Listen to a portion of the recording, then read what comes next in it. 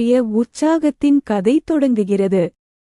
இருப்பினும் அவர்களை அழைத்துச் செல்ல யாரும் வராததால் அவர்கள் விரைவில் சிக்கித் தவிக்கிறார்கள்.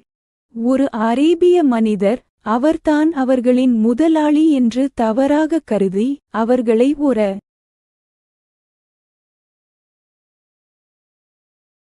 தொலைதூர பாலைவன பண்ணைக்கு அழைத்துச் செல்கிறார். அங்கு அவர்கள் ஆடு மற்றும் செம்மறி ஆடுகளை மேய்க்கத் தள்ளுகிறார்கள்.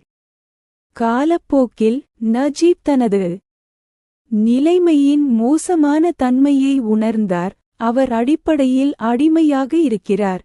அவர் கடுமையான நிலைமைகள், தனிமைப்படுத்தல் மற்றும் துஷ்பிரயோகம உள்ளி ஆகியவற்றைக் கைப்பற்றியவரிடமிருந்து பண்ணை உரிமையாளர் சகிக்கிறார். இந்த சவால்கள் இருந்தபோதிலும் அவர் தப்பிக்கும் நம்பிக்கையை